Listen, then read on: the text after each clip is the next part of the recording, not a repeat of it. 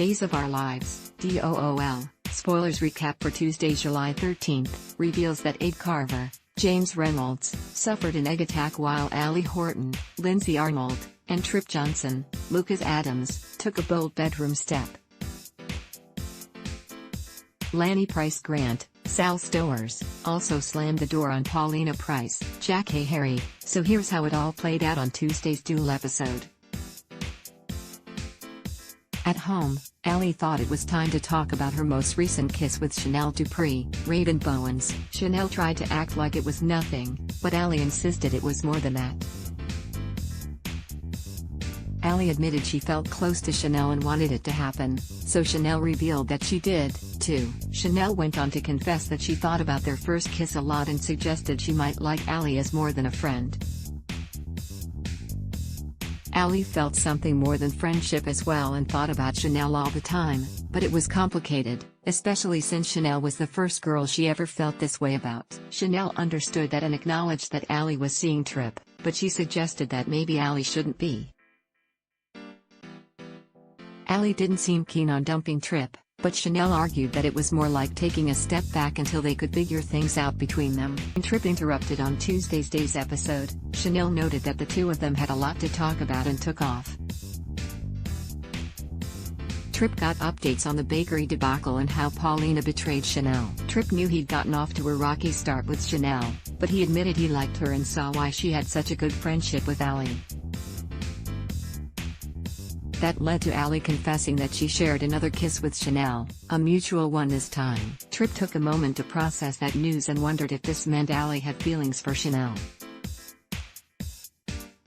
He also asked where this left them, meaning Tripp and Allie. At the police station, Julie Williams, Susan Seaforth Hayes, showed up to point the finger at Gwen Rizchek, Emily O'Brien, and Xander Cook-Kyriakis, Paul Telfer. Julie told Eli Grant, Lamone Archie, that they were behind Drive, Clay Snyder's, Michael Lowry, corpse being in the lake. Julie explained how she thought Drive Snyder was just some deadbeat friend of Xander's, but now she realized he was actually dead on the Horton sofa. Julie pushed Eli to go arrest the murderers, but Eli suggested there was one little hiccup in Julie's theory since the autopsy revealed that Drive Snyder died of natural causes, heart failure to be exact. Julie still felt like there was foul play involved somehow, so she convinced Eli to head back to the house with her to grill Gwen and Xander again. Once Eli and Julie made it to the Horton home, Xander and Gwen weren't around. Talk turned to Paulina's Pricetown mess, so Julie assured Eli that no one blamed Lanny or Abe for the trouble Paulina had caused. At Marlena Evans, Deidre Hall, and John Black's, Drake Hokeston, townhouse, Abe's coat was soaking in the other room since he'd had eggs thrown at him earlier. Abe admitted he'd gotten a lot of backlash from his constituents, who thought he either colluded with Paulina or was just an idiot. Abe was now the mayor of Eggtown and felt he should have vetted the project more closely. Marlena wondered if there was something that could be done to stop the demolition, but Abe's lawyers hadn't given him much hope. According to Abe, it looked like Paulina was going to get everything she wanted.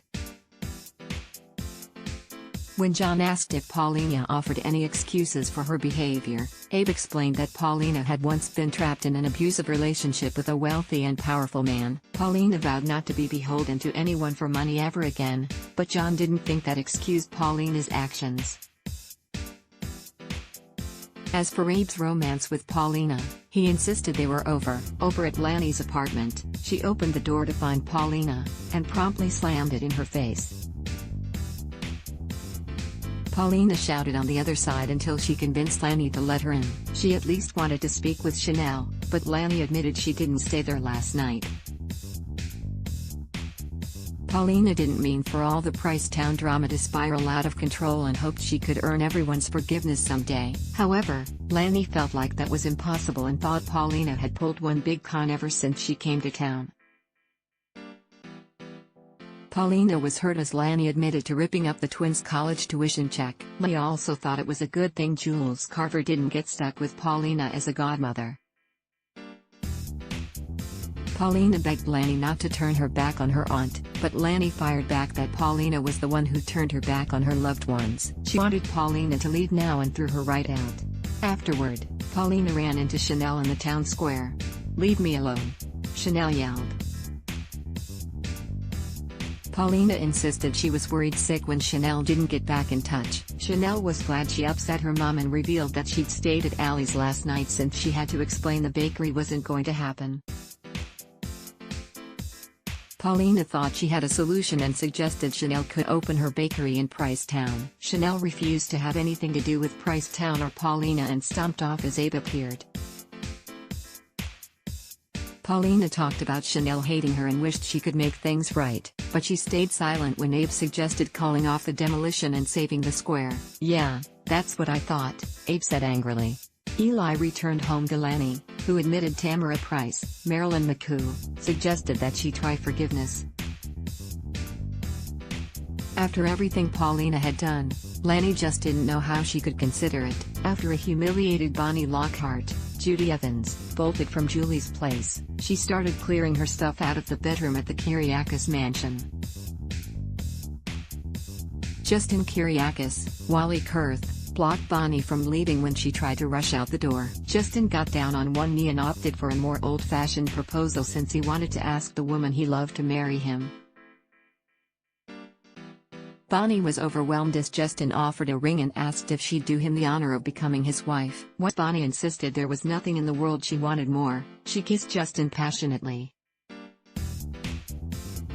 Justin assured Bonnie that he loved her for her and never expected her to be Adrienne Kyriakis, Judy Evans. Bonnie gushed about how she never felt this loved in her entire life.